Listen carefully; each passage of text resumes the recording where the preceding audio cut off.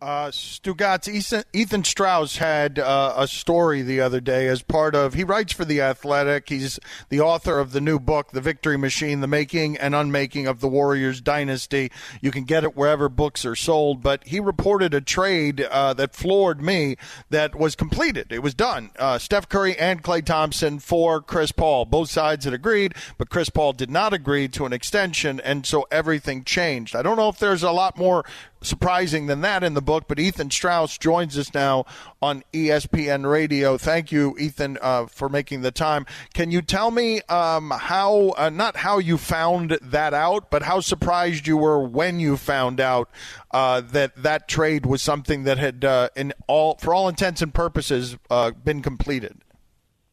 I can't say I was too shocked, but there is a contingent of GMs in the league, I will say, who have watched this Warriors' success and grouse and they grumble and they go, they didn't know everything. They didn't have it all figured out. They weren't light years ahead. They would have traded Steph Curry for the right price. And it's understandable. We forget that Steph Curry wasn't assumed to turn into any kind of superstar, and he had these ankle issues. And as far as trading Klay Thompson in 2011, who was Klay Thompson? He was a first-round draft pick, and nobody was predicting multiple All-Stars for him, except maybe Jerry West. So all of these things, in retrospect, they seem very shocking, but at the time, the Warriors were a laughingstock. They weren't thought to have championship-level players, so it made sense to try to make a move. So it ended up being a trade for Eric Gordon and Chris Kaman. But what would have changed in your – I understand it's a speculative question, but Ethan Strauss, what plays out differently if merely Chris Paul agrees to an extension in Golden State? I mean, they probably don't win these championships, but what's interesting is the mentality of the Warriors, specifically at the top level, specifically the owner Joe Lacob, which is this idea of people from the outside will say, oh, this means that they didn't know what they were doing. This means that they got lucky. But I think the Lacob perspective is, well, we would have made it work and won championships with Chris Paul. You know, we would have made it work. Our organization is better. We're light years ahead. We've got quality up and down the ranks.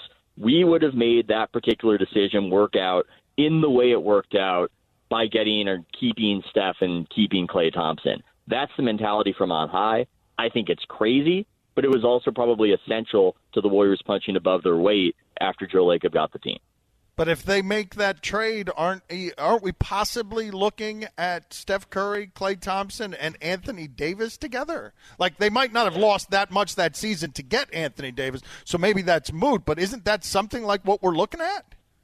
That's something that we're looking at. But I got to say, Dan, I am shocked. I've written a book that has to do with how winning championships doesn't bring happiness. That has to do with the Darwinian crucible of the NBA and how it's more like any given Sunday behind the scenes than whatever these team accounts are putting out on Instagram with the cutesy emojis. It has all these themes that seem to be very much in the Dan LeBatard wheelhouse, and you've become transaction guy. What happened? What happened, Dan? I'm surprised by this. But, Ethan, because if I ask you what are the most interesting things in your book, nobody will read the book because you'll just tell people all the – so I'm trying to help you sell your book by giving the audience the transaction that it needs. Can you believe it was Steph and Klay? But go ahead, sell your book, buddy, because I don't want to give away all your good stuff to the audience. I have given away a little excerpt out there where KD at a shoot-around is screaming at me, "You don't know what makes me happy," in front of the other media members. I mean, that's potentially interesting, I suppose. That's something to discuss that's out there. I've already given that part away, so that wouldn't be that's still worth discussing, I think. I'm interested in why you sat on some of this news for so long for the book, because that's my kind of journalism. I'm proud of you if your answer is yes, Ethan. I heard you guys talking about that, and I have to say I was touched.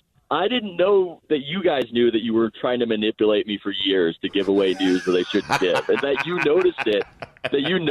I was like, oh, they noticed. They really noticed the dynamic that I noticed.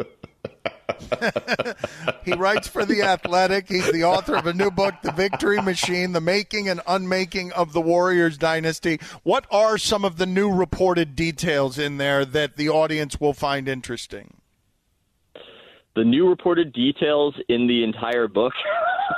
You didn't read the copy I sent you over digital, did you, Dan? I think this is. I'm going to assume that, number one. No, well, hold on. I heard from your publicist. You've got one of those now, and I told your publicist, yes, please send me the copy of the book that you would like me to hear, and I am still waiting for that. Ethan Strauss. Oh my God, man with a publicist under the bus.